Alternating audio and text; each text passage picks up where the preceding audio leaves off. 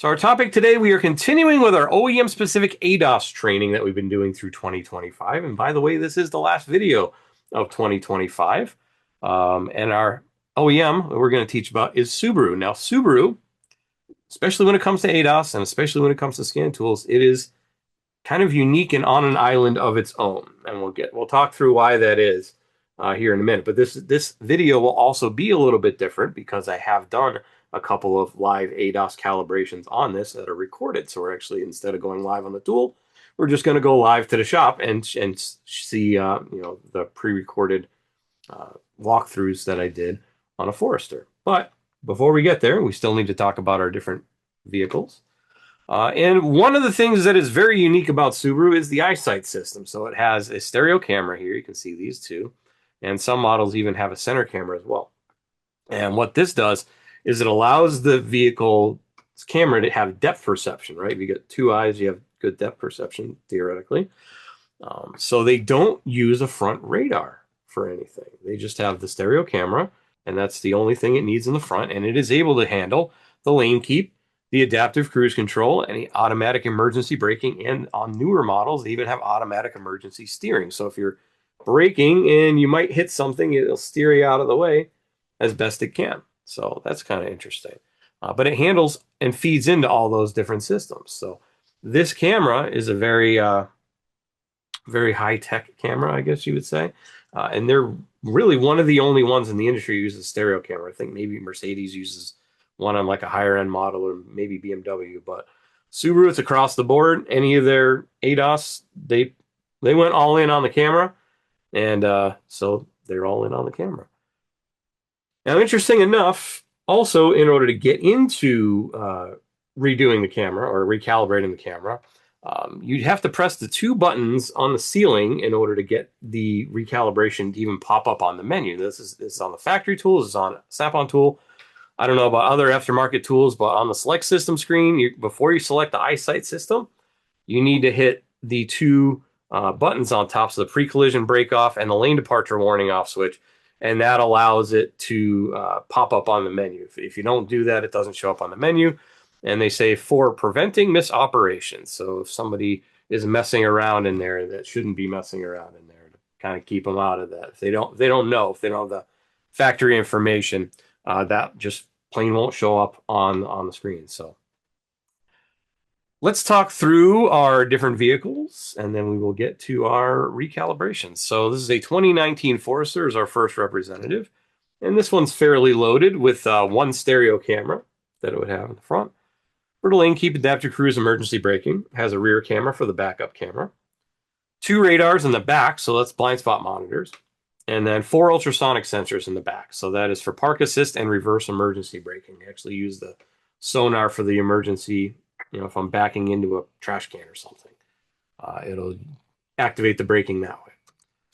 So front camera, it's a stereo camera, as we said. So you got the two cameras there, and it's in a little pod up in the front. Now, another thing you need to be really careful with these is if they get dust or cobwebs or anything like that, they will cause errors. So if anything gets in there, I know there's been a bulletin out before that like spiders would build spider webs and then it wouldn't work. So just be aware, because everything is hinging on that camera. You just need to make sure that the port holes are clean, right? And that would be found under the eyesight system, right? So we'd go in there. And another unique thing about Subaru is the way the simulator software works. It doesn't show you anything. So you actually have to be physically hooked up to a car to get these menus to produce. It's really weird how their computers talk to scan tools. But anyways, so that'd be in the eyesight system. You see also eyesight assist monitor. That'd be actually for the touchscreen, the video screen in the dash, right? So that's what that would be for. But eyesight would be where we would go, and then we would go into functional tests and go that way. You'll see that in the video here in a little bit. It does have I think one of the most interesting targets that they use for this. It looks like TV static, and I think they call it a random pattern is what they call it, right? And it's fairly sizable too. This is a screenshot out of the video where I hang it, but it's a decent size, probably about 3 feet wide. Rear radar, those are mounted to the bumper. inside, not the bumper itself, not the bumper fascia, but the the bumper beam in the back there. I actually had an interesting story on this that someone told me one day. They were trying to do a radar and they couldn't get the radar to reprogram.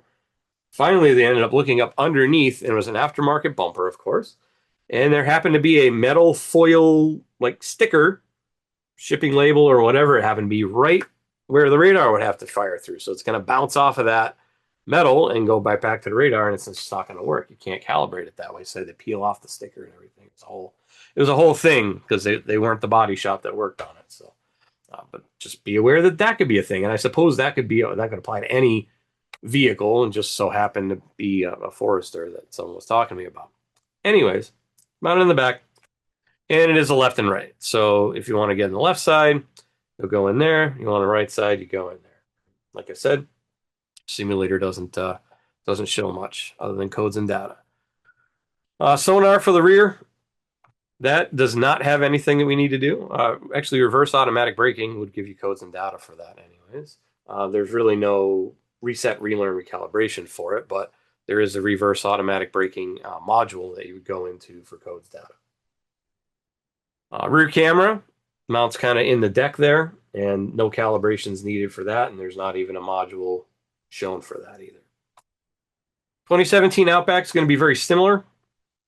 It's a little older, but it's going to, they've been doing this since 15, 16, 17, somewhere in the mid-teens, they started adding this system.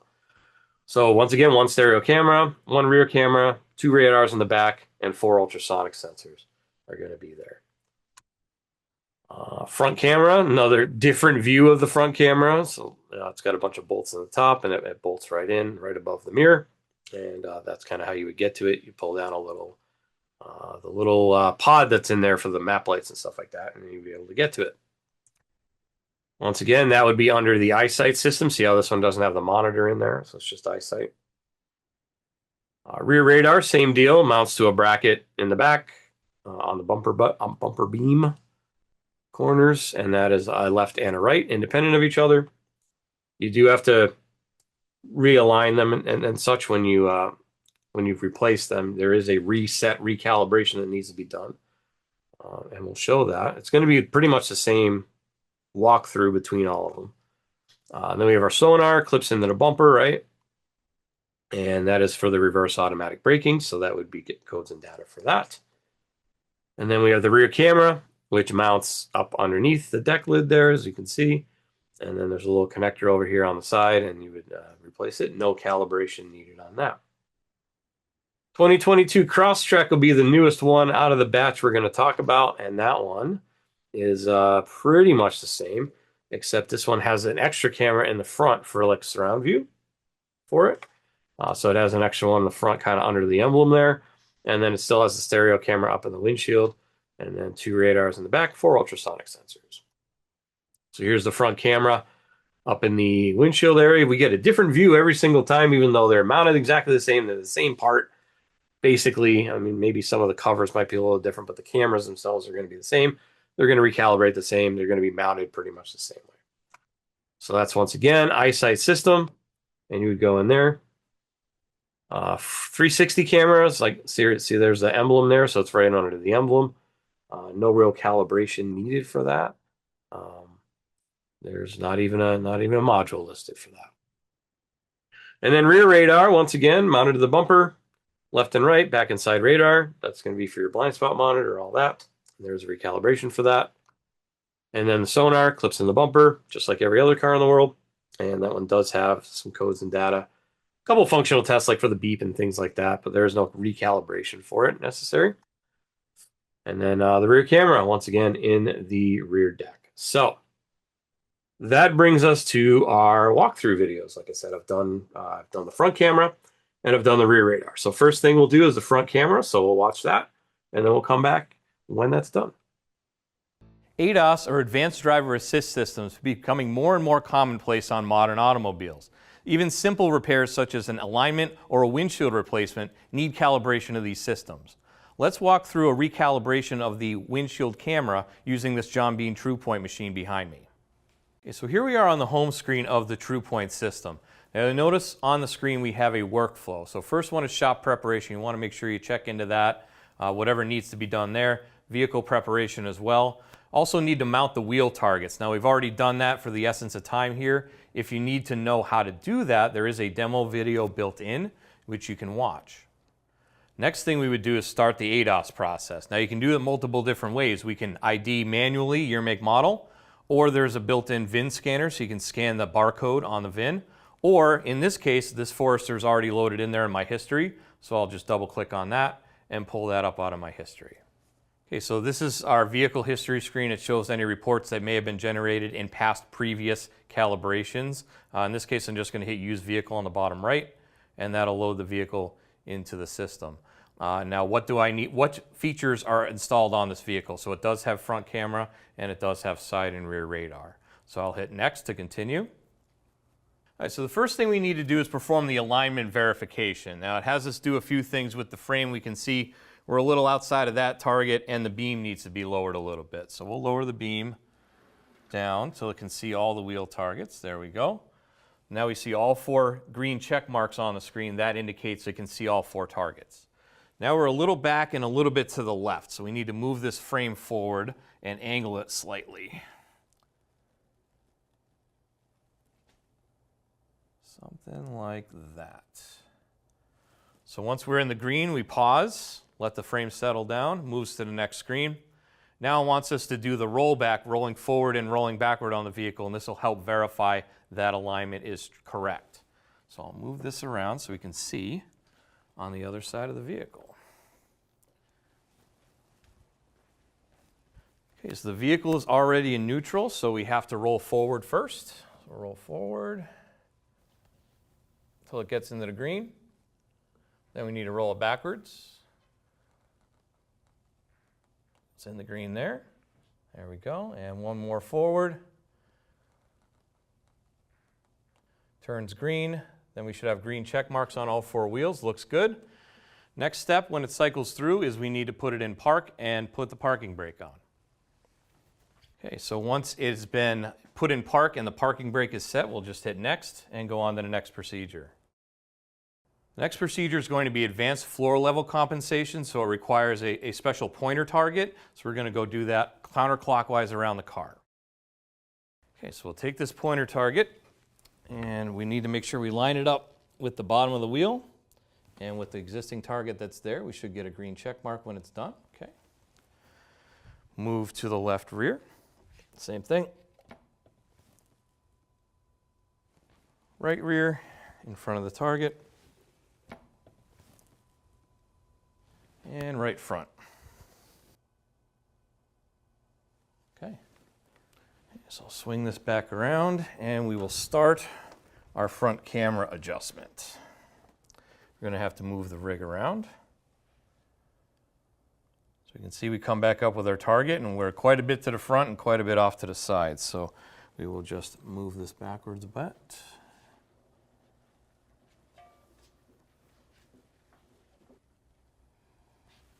Okay, so once we get fairly close within the yellow circle, we can lock our wheels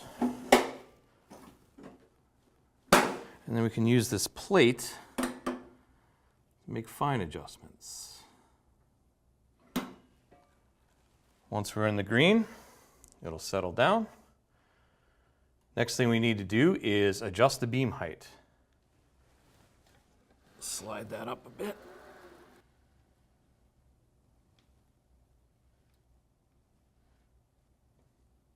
Right there.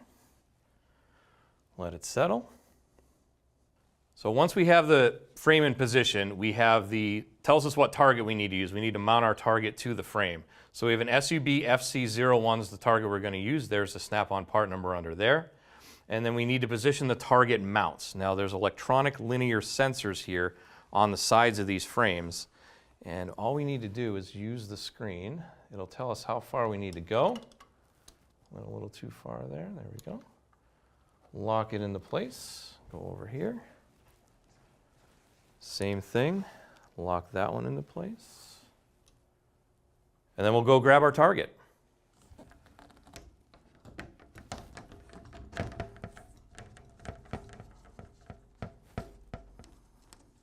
Okay, looks like the frame's moved out of position. Now, one of the key points to the TruePoint system is it always is measuring and adjusting and seeing where it is in 3D space. So it looks like we need to hit the back button and just double check our adjustments on the frame. So we'll go back to that front camera again. And we'll see where the target is. Okay, that's still in the green. So that's okay. Next screen, looks like it's just when I put the target on, it moved one of the brackets out slightly. So it looks like I need to move it just a little bit, 4 millimeters in, and that's where we need it to be. So now that my target is here, we'll hit next. And now it's time to hook up the scan tool. So we need to connect the calibration tool and start the ADAS recalibration procedure. And then when we're done, we can click the box that says the procedure is complete. Okay, so I have my Apollo D9 connected to the vehicle now. Now I'd like to note that any Snap-on scan tool with the current software will be able to perform these types of calibrations on these vehicles. Just if you do need the targets, you would need the targeting system as well. I'm going to scroll down to the eyesight system, and it needs to ID the ECU. It's going to communicate. And then if we go down to functional test, that's where the calibration will be found. So on this screen, we have clear active lane keep system learning value and camera adjustment help. I don't actually have a function on this screen to be able to do an adjustment. So let's go into help and see if it will help. It says to access the camera adjustment functionality, you must exit this system and reselect the system while pressing and holding the pre-collision brake off and the lane departure warning off buttons on the camera cover or the lower left corner of the dashboard at the same time. The camera adjustment function will then appear on the functional test menu. So let's do that. We'll back out here, hit the back button one more time so we're out of the system. Hit those two buttons on the top, go back into the eyesight system, functional tests, and now there's my camera all adjustment mode replacement removal. Now before I need to perform this function, I also need to be out of the vehicle. So I just got to exit, and we'll just hang this out the window. So for camera all adjustment mode, it says replacement or removal. We'll select that. And it says when performing this procedure, the following conditions apply. Headlights need to be turned off. Vehicles parked on a level surface. All tires are inflated to the correct pressure. The vehicle does not have a load, including the driver or the passenger, so that's why we had to get out. The front wheels are set to the straight ahead position when the steering wheel is properly centered. And there's approximately 16 feet of flat level space in front of the vehicle. So to continue, all of those functions are met. Set up the targets correctly with reference to the workshop manual or use the ADAS recalibration system. So we're using an ADAS recalibration system here, the TruePoint. So we'll hit continue. And it's going to do the procedure within the ECM.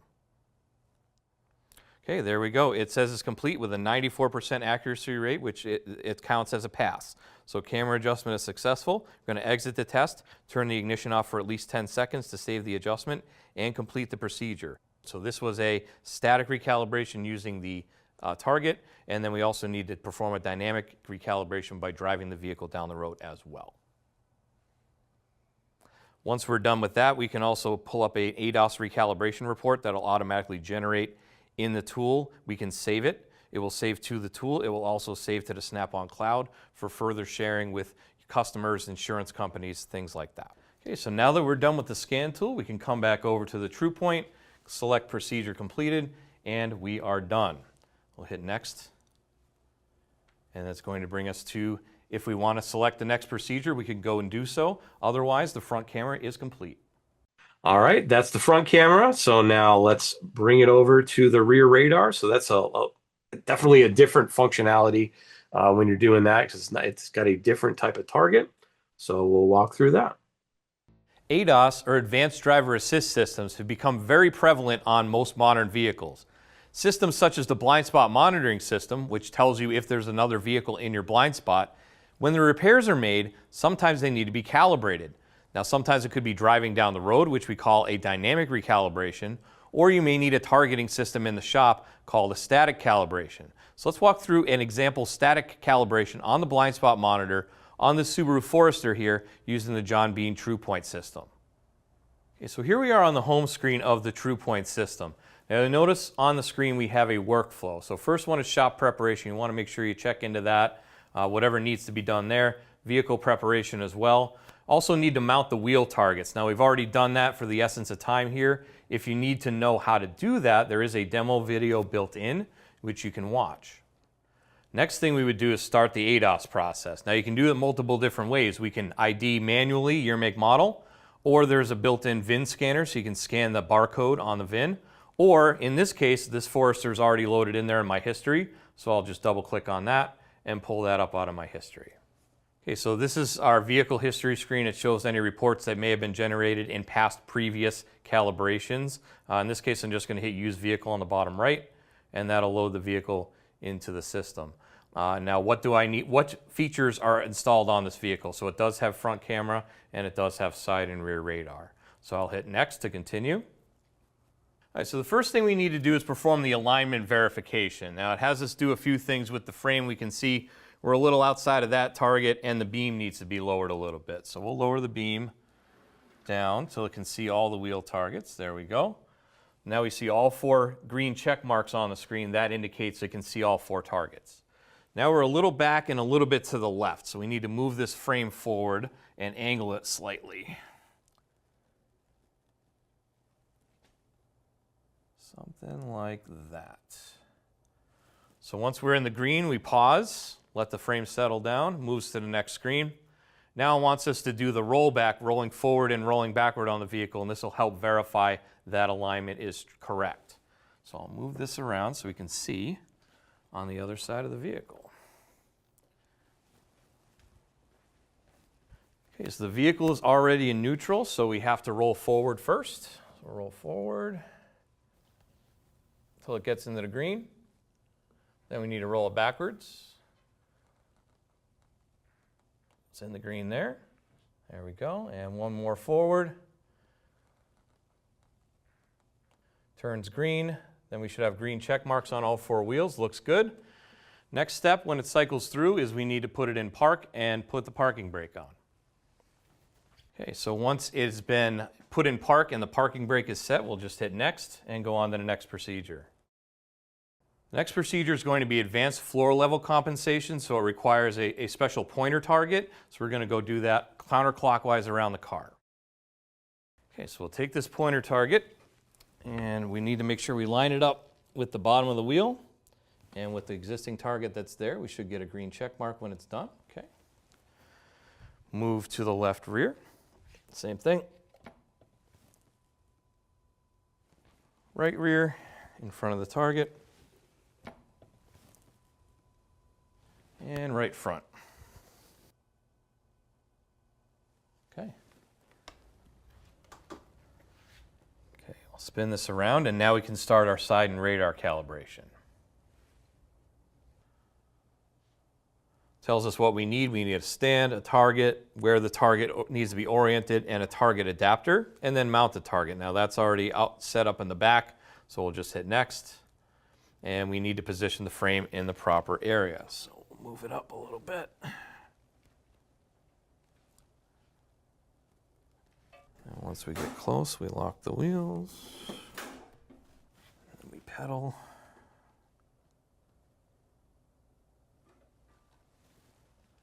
Let that settle down a bit. And we'll hit next. And we need to raise the beam slightly.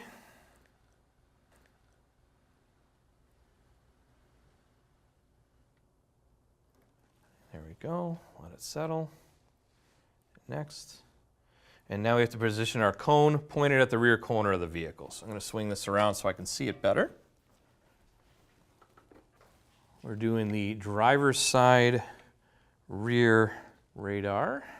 Now, one of the other key points that it notes on the screen is you have to point it at the corner of the bumper, which is where the radar sensor is. Okay, we're in the green, so we can hit next.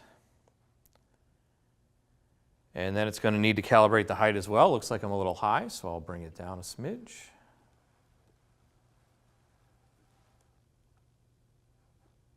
About there.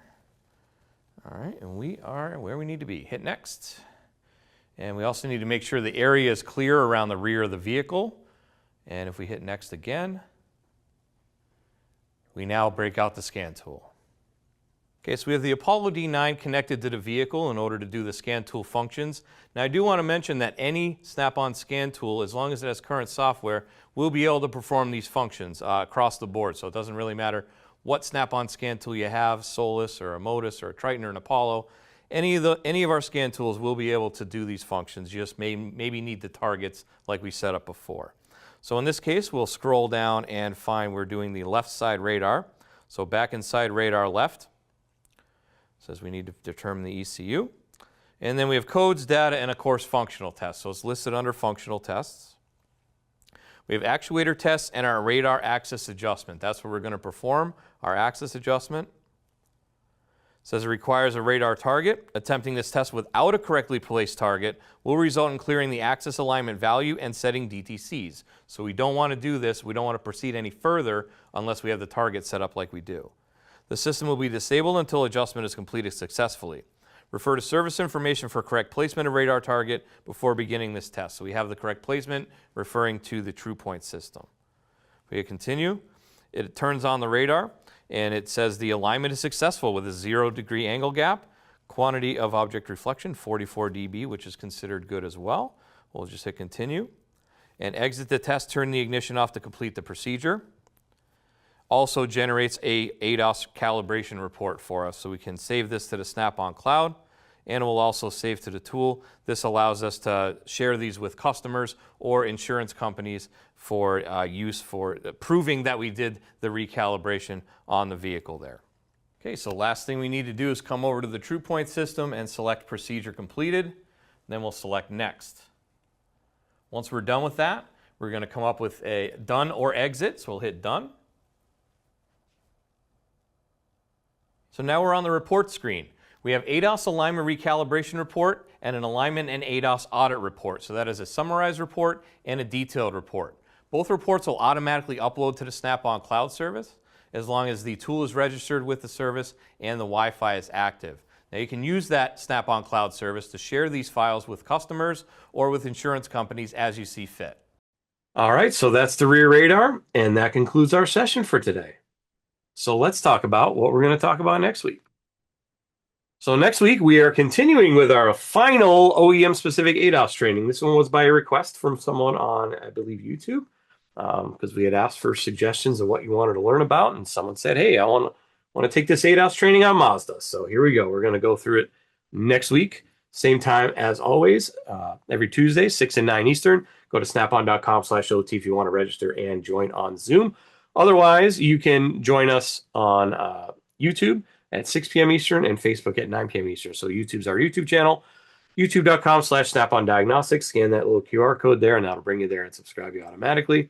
If you are watching on YouTube, please make sure you like the video and subscribe to the channel for more information.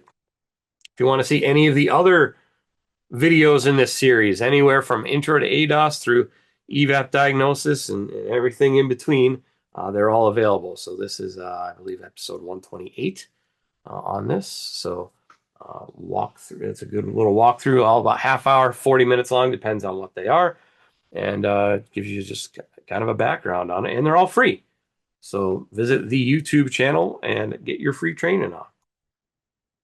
Next thing, do we have your email address? If we do not have your email address, then you are missing out on some important things like technical focus articles, SureTrack blogs, quick tips, all diagnostic related tips and tricks. They send them out periodically, maybe once a week. They send out my schedule periodically as well, so you kind of know what's coming up the next couple months.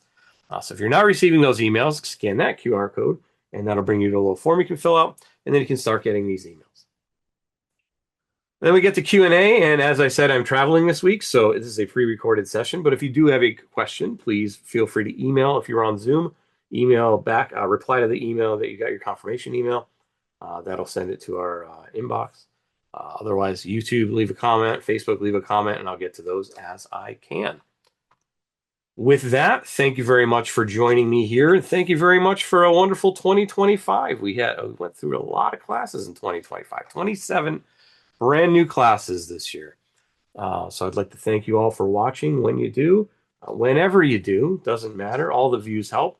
Hopefully you had a wonderful 2025 as well. Hopefully we're looking forward to a different and better 2026. I know we're making some changes in the spring. We'll be changing the format a little bit, but nothing too major, nothing too drastic, just kind of changing up a little bit as we do every once in a while. So I'd like to thank you for a wonderful 2025. Looking forward to a great 2026. With that, enjoy the rest of your week. Enjoy your weekend. Have a nice night and take care.